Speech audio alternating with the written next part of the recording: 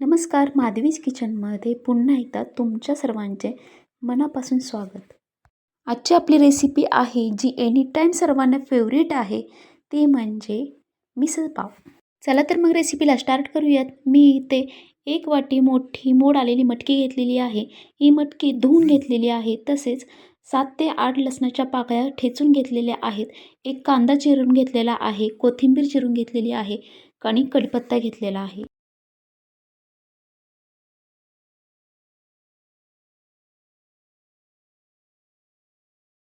आता गॅसवर कुकरमध्ये फोडणीसाठी तेल ॲड करायचं आहे आणि तेल तापल्यानंतर आपल्याला त्यामध्ये 1 चमचा मोहरी, 1 चमचा जिरे, तसेच कढीपत्ता चांगला तडतडून द्यायचा आहे व त्यानंतर चिरलेला कांदा त्यामध्ये ॲड करून व्यवस्थित खमंग असा भाजून घ्यायचा आहे. हॉटेलपेक्षा सुद्धा टेस्टी जर तुम्हाला मिसळपाव बनवायचे असेल तर तुम्ही ही नक्कीच पद्धत वापरून बघा. आता कांदा भाजत असतानाच यामध्ये आपल्याला अर्धा चमचा हिंग टाकायचा आहे आणि 1 चमचा हळद टाकायची आहे. हे सर्व जिन्नस भाजत असताना तुम्ही तुमच्या अंदाजे गॅसची फ्लेम ही हाय किंवा मीडियम ठेवू शकता. तसेच ही सर्व जिन्नस आपल्याला व्यवस्थित खरपूस भाजून घ्यायचे आहेत. आता तदनंतर यामध्ये जो ठेचलेला लसूण आहे तो यामध्ये ॲड करून तोही व्यवस्थित खरपूस भाजून घेऊयात.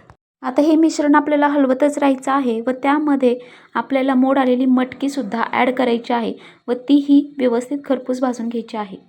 एक मोठी वाटी किंवा एक मोठी डिश जर मोड आलेली मटकी असेल तर त्यामध्ये 4 ते 5 लोकांची आरामशीर मिसळ तयार होते. आता यामध्ये चिरलेली कोथिंबीर ॲड करूयात व त्यानंतर मीठ चवीनुसार ॲड करून यामध्ये पाणी ॲड करायचं आहे. पाणी हे साधंच वापरायचं आहे. मी इथे साधारण 2 ते 2.5 ग्लास यामध्ये पाणी ॲड केलेलं आहे. तुम्ही तुमच्या अंदाजानुसार त्यामध्ये पाणी ॲड करू शकता व त्यानंतर या कुकरला झाकण लावून 2 ते 3 शिट्ट्या करून घ्यायच्या आहेत. आता कुकरची शिट्टी होतीये तोपर्यंत आपण फोडणीची तयारी पाहूयात. त्यासाठी मी इथे खडा मसाला घेतलेला आहे. तर मी इथे 1 मोठा कांदा चिरून घेतलेला आहे. तुम्ही हवं तर बारीक चिरू शकता.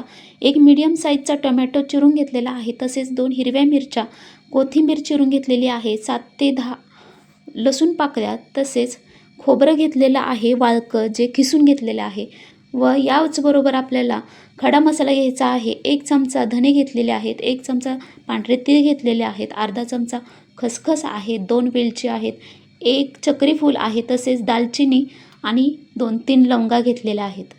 आता गॅसवर एक पॅन गरम करत ठेवूया. त्यामध्ये थोडंसं तेल ॲड करून आपल्याला हे सर्व साहित्य भाजून घ्यायचं आहे. आता पॅनमध्ये थोडंसं तेल ॲड करून आपल्याला जो खडा मसाला आहे तो सुरुवातीला भाजून घेऊयात. तो भाजत असताना गॅसची फ्लेम ही शक्यतो कमी किंवा मीडियमच ठेवूयात आणि व्यवस्थित खरपूस असं छान भाजून घेऊयात. पण हा मसाला भाजत असताना छान सोनेरी गोल्डन कलर येईपर्यंत भाजायचा आहे, जेणेकरून मस्त खमंग वास पण येईल आणि आपल्याला लक्षात येईल की हा मसाला व्यवस्थित भाजला गेला आहे. आता हा मसाला भाजत असतानाच आपल्याला ज्या 2 मिरच्या घेतलेल्या आहेत त्यासुद्धा यामध्ये ॲड करायच्या आहेत व त्या भाजल्यानंतर आपण जे खोबरं खिसलेलं होतं वाळकं ते सुद्धा यामध्ये ॲड करून लसूणसुद्धा यातच ॲड करायचं आहे व ते सर्व जिन्नस व्यवस्थित भाजून घ्यायचे आहेत. महाराष्ट्रात नाश्त्याच्या हॉटेलमध्ये जर जास्त कशाची मागणी असेल तर ती मिसळपावचीच असते. बघा मसाल्याला छान किती गोल्डन कलर येतोय.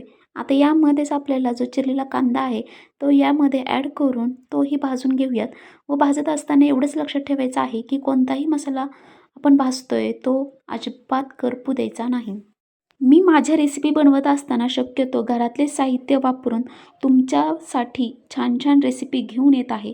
तर तुमचा सपोर्ट, लाईक, शेअर, सबस्क्राईब हे खूप मोठं आणि मोलाचं आहे माझ्यासाठी. आता यामध्ये आपण चिरलेला टोमॅटो ॲड करूयात व तोही भाजून घेऊयात. भाजत असताना जास्तही भाजायची काही गरज नाही, कारण आता आपले हे सर्व जिन्नस मिक्सरमधून बारीक करून घ्यायचे आहेत. आता जी चिरलेली कोथिंबीर आहे तीसुद्धा यातच ॲड करूयात व हे सर्व भाजून झाल्यानंतर गॅस बंद करूयात व थंड झाल्यानंतर आपल्याला हे सर्व जिन्नस मिक्सरमधून बारीक करून घ्यायचे आहेत.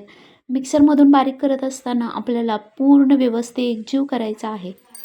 जर एकसारखं व्यवस्थित बारीक होत नसेल तर त्यामध्ये थोडंसं पाणी ॲड करून तुम्ही बारीक करून घेऊ शकता. कोणतीही रेसिपी बनवताना जर आपल्याला त्या रेसिपीची टेक्निक किंवा पद्धत जर प्रॉपर पद्धतीने कळाली ना तर नेक्स्ट टाईम करताना आपल्याला तीच रेसिपी इन्स्टंट करता येते. बघा आता हे वाटण किती छान एकजीव बारीक झालेलं आहे. आता आपण पॅन गरम करत ठेवूयात गॅसवर व त्यामध्ये तेल ॲड करूयात.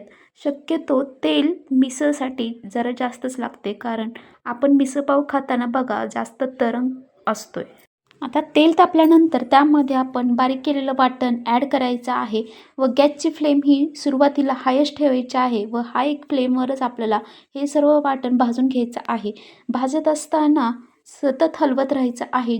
मसाला भाजत असतानाच घरात असा खूप छान खमंग वास येतो व लक्षात येतं की काहीतरी आज स्पेशल मेनू आहे.